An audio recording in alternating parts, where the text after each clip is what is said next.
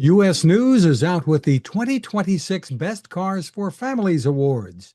Welcome back to Techstination. I'm Fred Fishkin. Joining us from U.S. News is Alex Kwanten, managing editor of U.S. News Autos. Hi, Alex. Hi, Fred. Nice to be with you. Great to see you. So let's dive right in. The awards Sure. have just been announced, and you've got a variety of categories, including some new ones. Sure. We have expanded these awards to 14 categories this year. We just wanted to do that in part because it's a recognition that families are using different types of vehicles beyond sort of the traditional family cars. So there are two new truck categories. We've never done trucks before, but a significant number of families do double duty with a truck that's maybe a work vehicle sometimes and a family vehicle at other times. And we also expanded the number of hybrid and electric categories to sort of better fit the sizes of those vehicles. In fact, there are so many more hybrids and EVs now than there were even 5 years ago that it really is a little bit more stratified. So someone who's looking for, like a compact hybrid is on a budget may not have the same needs as somebody who needs a three-row SUV.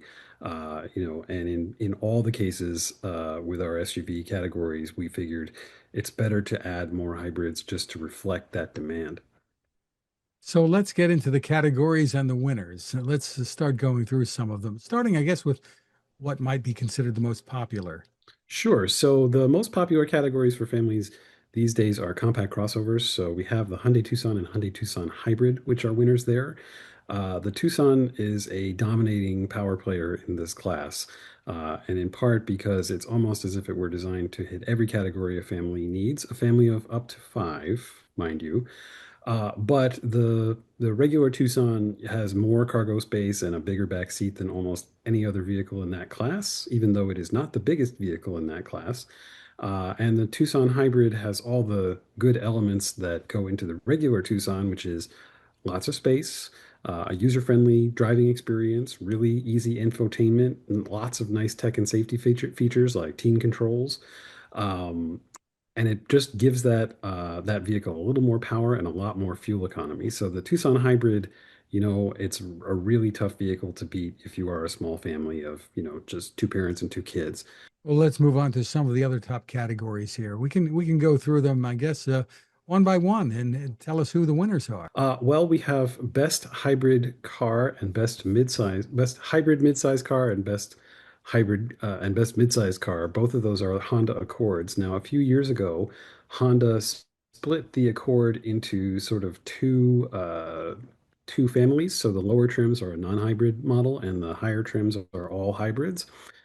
In both cases, the runner-up for this category was the Hyundai Sonata. So the Hyundai Sonata and the Hyundai Sonata Hybrid are both the runners-up. But the Accord it really dominates the class in terms of having a huge back seat, a really big trunk, great gas mileage. It's an engaging driving experience. It's a really nice car to drive. It's actually a pretty fun handling car. In terms of going into the SUV classes, as I mentioned, the hybrids, we have more of them this year. So we have actually four different midsize SUV categories. We have a midsize two-row category, which is won by the Honda Passport. Then we moved into the three-row SUVs, and there, the winner there was the GMC Acadia. The midsize hybrid SUV was won by the 2026 Hyundai Palisade. It is a really almost high-end feeling vehicle. It just generally feels a cut above most of its competitors in terms of the interior accommodations and the features you get for the money. So, one thing when people ask me like, well, what is the benefit of an electric for families specifically?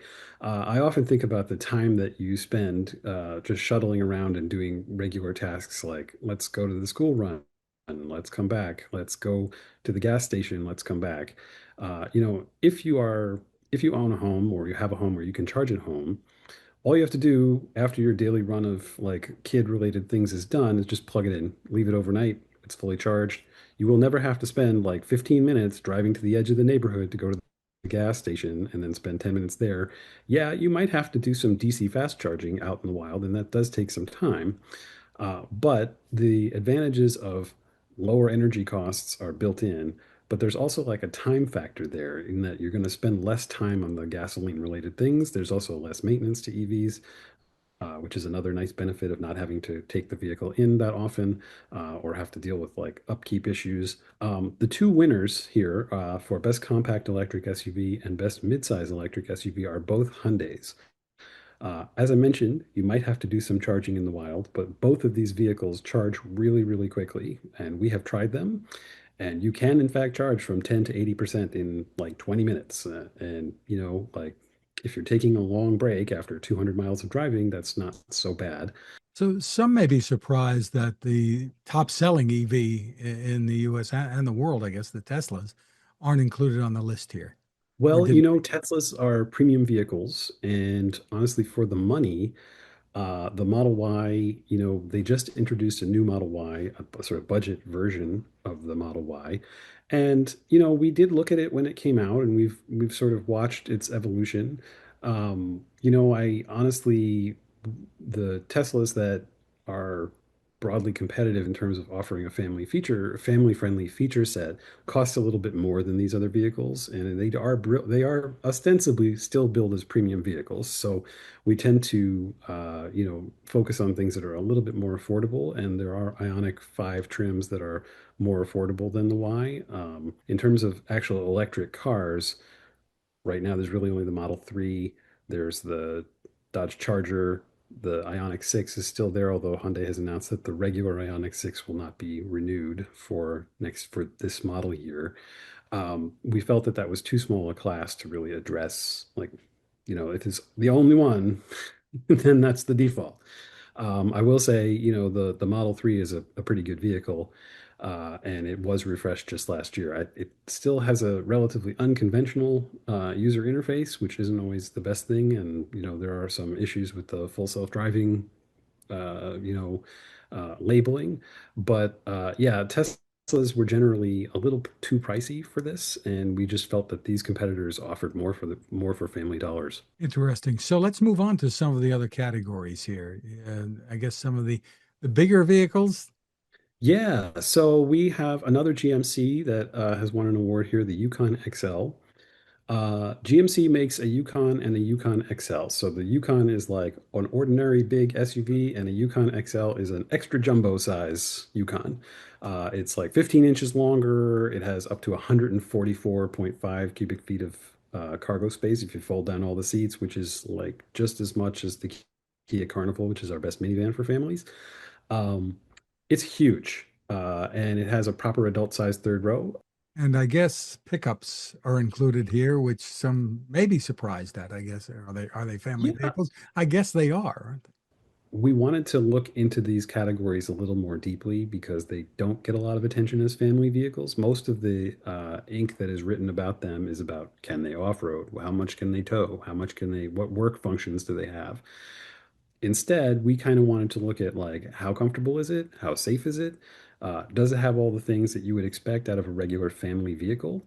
I think our two winners finished that way because they have a huge focus on those exact features. So the Ridgeline is not the truckiest truck. I think truck people will be like, well, it's a unibody, it's not a body on frame truck, it doesn't have a Raptor version or anything like that.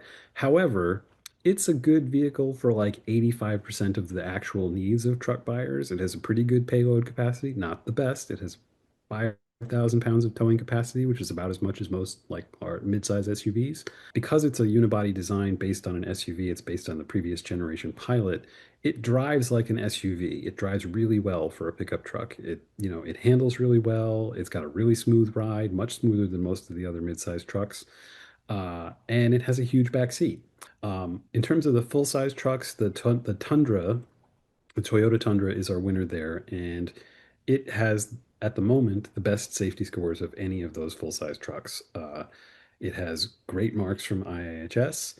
Not every truck does. Some trucks have gotten good marks from them in the past, but they've tightened the tests. But for the 2020, there is a rating for the 2026 Tundra that it's a carryover rating from 2025 with IIHS, but it really does well.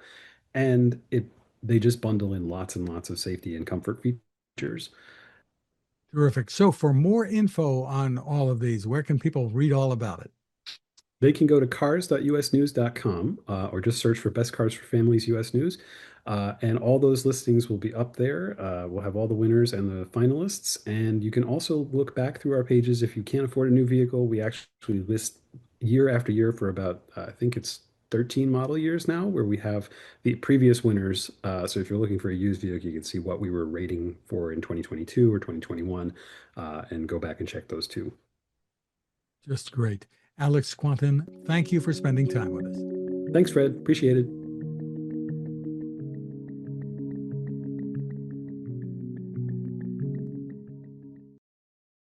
The Haven 10,000 lantern is a smartly designed, beautiful solar light that you will love indoors or out. It is waterproof with up to 1,200 lumens of brightness. That's a lot of light. And the base becomes a flashlight at the push of a button. The power comes from a built-in lithium-ion battery recharged by the sun. The solar panel is built in, or USB-C. The battery can even recharge your phone. Did we mention how durable it is? How it folds down and can run for up to 120 hours on a charge? But the real power of the Haven Lantern comes from the people behind it and their mission to provide this quality lighting to those in the world who need it most, including in disaster emergencies. Your purchase helps to fund those efforts, and if you use the code Techstination20, you'll get it at a 20% discount. That's Techstination20 at havenlantern.com. Create your haven.